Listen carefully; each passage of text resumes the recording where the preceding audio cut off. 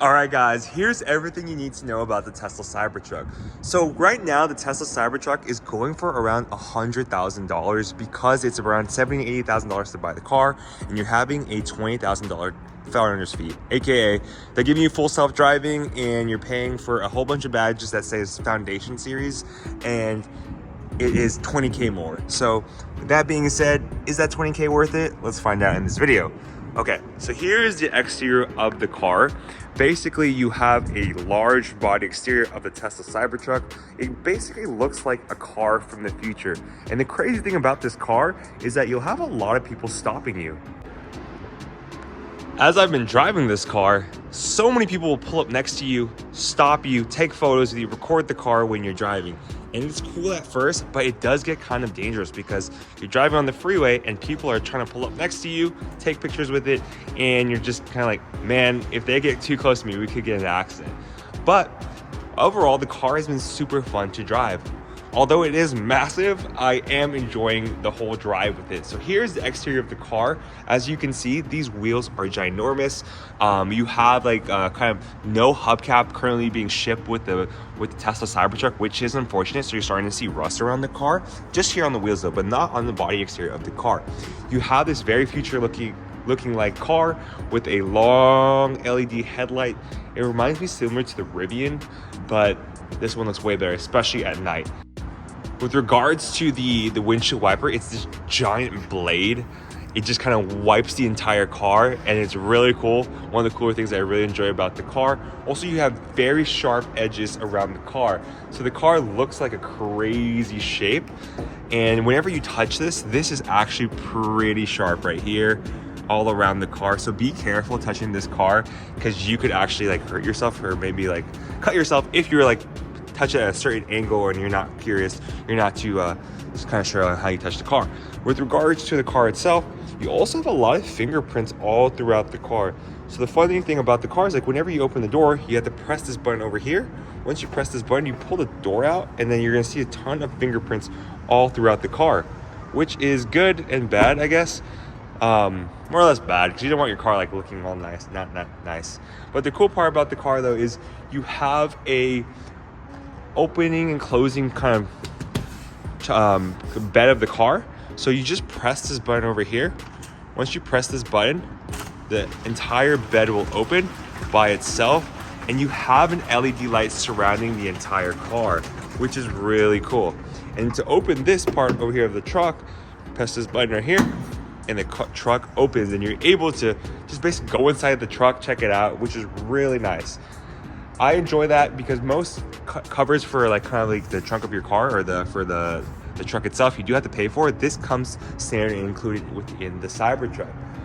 Really cool part about the car as well is that you have Foundation Series all over the car, right? Because this is one of the first Tesla Cybertrucks being shipped out, you're gonna have Foundation Series here.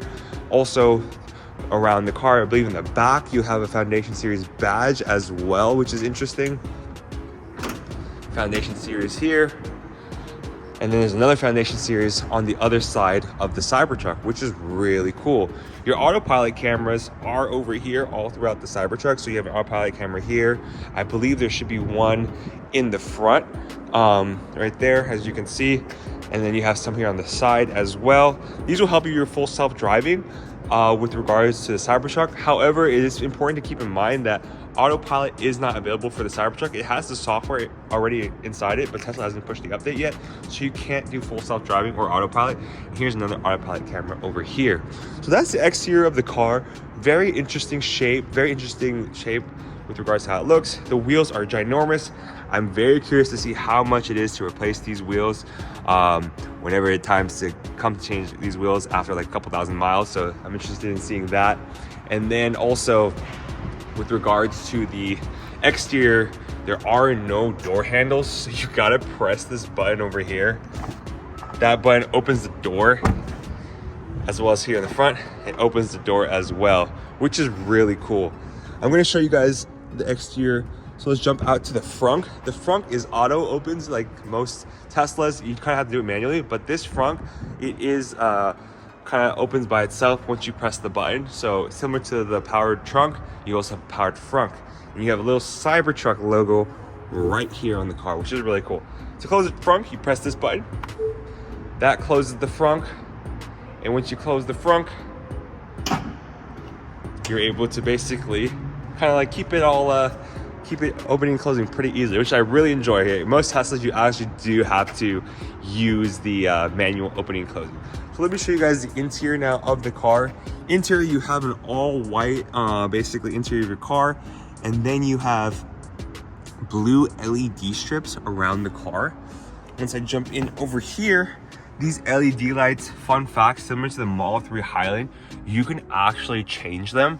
So if you press this button over here, similar to the Highland, you go into lights, and you can change the accent color. So watch me change the entire accent color. We go from blue to red to green to pink or purple, blue, yellow.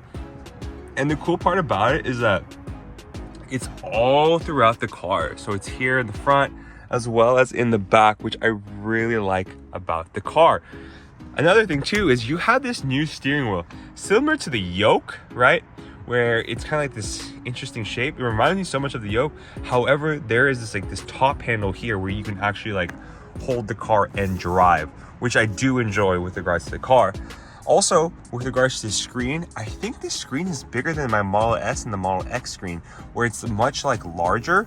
It's a big square, and compared to the S and the X, it's not like stuck inside the car, right? This is actually outward. Unfortunately, you can't like move the screen. It's kind of like similar to the 3 and the Y, where it just stays here, but you can't like shift it to the left or shift it to the right. As well as you have like this kind of minimalist exterior, right? I really compare all this kind of like space over here similar to the X, where the X you have like a whole bunch of glass here you can just see throughout. Here it's like literally a bunch of glass, you can see everything, which is really nice. And I think if you ever drive this car, you'll really enjoy that there's so much room and space here on regard to like the interior of the car. The user interface on this car does look different, right? You do have like all the simple like Tesla stuff, but of course like Tesla made it look so much more futuristic, where I feel like I'm in space a lot of times driving this car, right? Just because the UI is like a little different, right? All these are all the same, but it just made it look more space like, similar to the Cybertruck, which is interesting and I really do enjoy. With regards to the room here, you have a ton of space here compared to the other Teslas. Is like, this is usually like reserved for your charge ports or your like your internal storage, but Tesla just left this wide open. So you have like a lot of space here all throughout the front of the Cybertruck, which is really cool. Also, your charging here is now over here. So you just basically place your phone here and you have wireless charging throughout the car, which is really nice. I do enjoy that. So that is basically the front of the car. Very nice, very minimalistic looking. Let's jump into the back, which is really cool. Similar to going into the car, you press this button over here, opens the back. So here's the back of the Tesla Cybertruck. As you can see, we have a lot of space and headroom. I'm about 5'11", 165 pounds, and I have a lot of headroom over here, as well as I have a very nice infotainment system. I personally think this is the same part as the Tesla Model S, Model X, as well as the Model 3 now. Infotainment system in the back where you can control everything. You can turn on the fan, you can watch videos on YouTube, Netflix, Hulu, Twitch, whatever it may be. Subscribe to Angelo Carlos. And basically you have a lot of room in the back. Being that I've been in the S, X3, Y, all that, I think this is the most spacious I've seen for the cars in comparison to the X. The X, you felt like you kind of was, your head was touching the ceiling because of the falcon wing doors. But for me right now, I feel really good being kind of 5'11", and this chair is already like max backed up. So there is a ton of room back here for the Cybertruck. So on road trips, it is a great car. With regards to basically this entire back seat, you will have a ton of room. Keep in mind, these seats are ventilated too, which is really cool. So you'll have ventilated and heated seats in the back. So that is the cool part about the Tesla Cybertruck regarding the back seats. So let's close this guy. I'm gonna jump into the front and give you a heads up on how driving has been with this car. So far the driving experience has been amazing. I've had the S and the X, so like the most premium kind of Teslas, and you have an air suspension associated with those cars. Driving this Tesla, the air suspension has been amazing, right? For some reason, this has been like the smoothest Tesla I've ever driven, in a sense that driving on the freeway, I don't feel many bumps. I don't know if it's just associated with Tesla upgrading their suspension or the wheels just being massive, but this has been the most smoothest Tesla I've ever driven so far. I'm really impressed. Like, it's kind of in comparison to the Highland, right? I think the Highland, the Model 3 Highland just came out, had the best suspension, and then I think these two probably rival to it, right? These Tesla Cybertruck as well as the Model 3 Highland. So the suspension is amazing. The only gripe I have about the Tesla Cybertruck is that you can't use autopilot. So autopilot is a feature here. You do have full self-driving, you do have autopilot installed in the car, but Tesla hasn't pushed the feature out where you can actually turn it on. Every time I turn on the autopilot, it just basically becomes cruise control, like traffic aware cruise control, where you're just kind of going stop and go. Like, it's cool, but the reason you get a Tesla, honestly, it's like for the autopilot, because you're able to stay in lanes. It really removes the driver fatigue, and that's one thing that's not associated with the car, right? You can't use autopilot, and that's a shame. That's a big shame, to be honest with you. So for me, car is $100,000, right? Very expensive, right? If you have $100,000, by all means go buy it, right? But would I recommend you buying this, right? If you have the money, go ahead and buy it, right? But if I was you, most people may not be using this car as their daily driver, right? So your best bet is probably to get the rear-wheel drive for around $60,000 to $70,000, and then once the rear-wheel drive comes out, there will probably be an EV rebate, hopefully for $7,500, and you probably get to around $52,000 $53,000. That is a great deal for this car. If you're a huge Tesla fan, if you have a business where you can write off this car because of the weight of the car, then feel free to go get this car and write off that $100,000 that you're actually be spending on this car, right? This is not financial advice, it's just my personal opinion. So for me, I love this car. I think the hard part is that no autopilot so far, but it will be pushed out. I won't doubt that in the near future.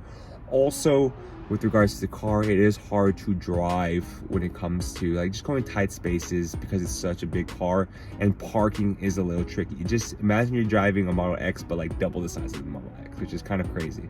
So if you really want the car, you have the money, go ahead and buy it. But if you want to be practical, I would honestly wait for the rear-wheel drive, because this most likely won't be your daily driver if you have this giant car. Unless you're a huge truck person, you love daily driving trucks, then go ahead and do it. So I would wait, if I was you, for the rear-wheel drive to come out. With that being said, Jello family, please like, comment, subscribe. Please follow my Instagram and all my social media down below. Follow my newsletter called the Silicon Buddy, where I post all my business and tech content, as well as all my Tesla content. If you want to get early access to it, check that music down below. I have subscriptions for the channel too. If you want to subscribe to the channel, come support. I really appreciate it. As well as if you want to buy a Tesla, I have free supercharging link down below. So if you buy a Tesla, you get supercharging miles, as well as I think 3 months of free self-driving, full self-driving, which is like a subscription service, just because using the link down below. But Jello family, appreciate you guys so much for subscribing. Please like, comment, and subscribe, and I'll catch you on the next video. And thank you for watching all the way through. It means a lot. I'm very appreciative and thankful for y'all. See you guys in a bit. Peace.